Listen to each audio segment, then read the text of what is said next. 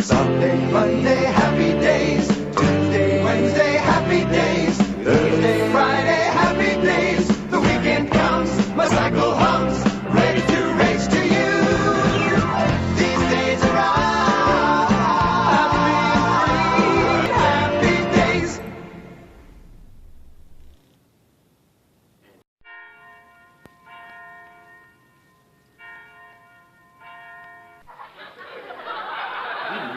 What are you doing? Oh, hi, Grandpa. I was just praying. I learned about this dude named Jesus today, and I think if I pray hard enough, I can get an A on my math test. Lucas, Catholicism isn't about that. Gee, Grandpa, you sure know a lot about Catholicism. Do you think you could tell me some? Sure. Grandpa?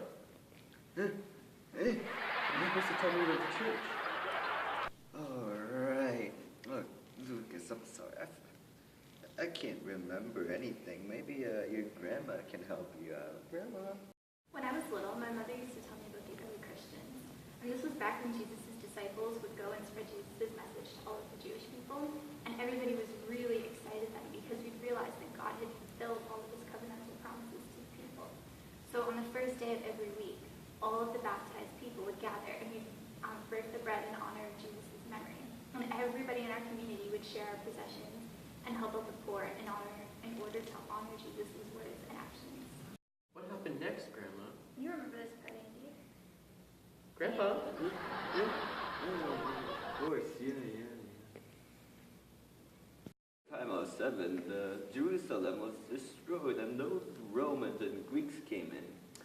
Now, this raised a lot of questions. Should I keep Mosaic law? Should I keep the Sabbath? So many questions for me. You know? And no answers. The new people brought questions with them, but also brought new issues, challenges, and new perspectives. So, it was pretty nice, I guess. For example, I learned about Greek philosophy, like Neoplatonism, which helped me a lot, which helped me understand the Gospels. Then the Europeans came. Well, it may sound bad, but it was actually blessed. Emperor Constantine converted Rome to Christianity. I mean, we weren't persecuted anymore. I mean, a lot of things happened during this glorious period. The Irish came and brought the fear of those spirits and like supernatural stuff with them.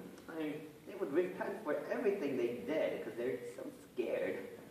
And then the next, Arabs and Europeans hated, Arabs and Europeans hated each other.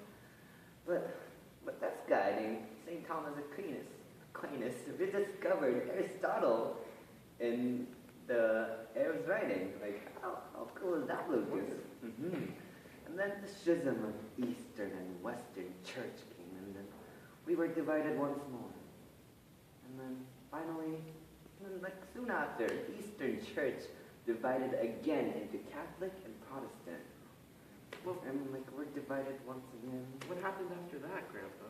And at this point, many Christians were confused about Jesus' true message, and it was imperative that a council was held. Did they have one? Yes. I can't quite remember what the church history was like after that, Lucas. So let's call my sister over here. Hi, Lucas. The Second Vatican Council was held in 1962 to 1965. Many changes were brought to the church. First of all, the language of the Mass was changed from strictly Latin to a community's vernacular language. Eucharistic altar servers used to be only men. However, for the first time, women were allowed to participate. The priest, who used to have his back to the people, but now faced them. Finally, the overall teaching of the church changed. Catholics made it their goal to make the teaching of the church open to people who are not Catholic. The church became a global institution, and all of these changes made the church far more accessible to people like you and me. Sylvia, I didn't know the church had such a diverse and ancient history. But Grandpa... Yes, Sonny? I know about the church's history, but how can this help me to live a moral life? Good question. Charmaine, you gave Grandpa a heart attack. What's sitting there for? The church has three tasks in guiding moral life. It is most effective through our imagination, also through rituals, stories, scriptures, and through interacting with other Christians. This action allows us to see the world as being immersed in God's love. The liturgy celebrates the events of our faith, creation, covenant, sin, incarnation, redemption, and resurrection. Secondly, the church guards and maintains moral tradition. Over the centuries, the church reflected on moral issues. There are 4 different groups that carry the moral tradition forward. They are the faithful, who are people who demonstrate their faith by doing moral actions, such as running food banks or volunteering at hospitals and prisons. Theologians, who are people who contribute to teaching magisterium by researching moral issues today. They present the ancient message of Jesus in modern contexts. Priests and pastoral ministers, who are people who seek to teach in a way that responds to one's culture and social and personal needs. And finally, the teaching authority of the church. Finally, the church is a community of moral deliberation. Bishops talk to experts in fields to stay tuned to the moral climate of the time. The bishops converse and come to a conclusion on the moral decisions of the church. The church works hard for its moral stance to be heard. It is a community where morality is discussed morally and freely. Wow, thanks, Charmaine. Hey, that reminds me of something that I learned about the levels of teaching authority within the church. Tell me more. Okay, Grandpa. Well, on the whole, teaching authority within the church comes from the magisterium. This is where the bishops, in association with the Pope, speak on behalf of the church. This small group of people cannot reach out to the massive Catholic community, so they have assigned teaching authority to groups within society. Authority is given to schools, pontifical academies, and universities. The magisterium gives teaching missions to theologians and others who speak in their name. Bishops further teach and directly publish works so that their knowledge can be accessible to everyone.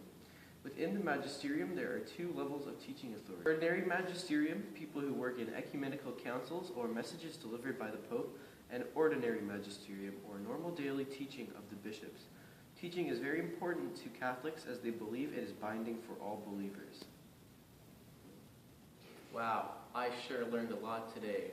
I had no idea that the church was such a powerful and ancient teaching authority within the world. It sure was nice to have my eyes open to all of this. Of the week to bring the bread in honor of his memory. And back when all of Jesus' disciples and Doug. It was actually blessed, Doug. Yeah, the European. Or people who work in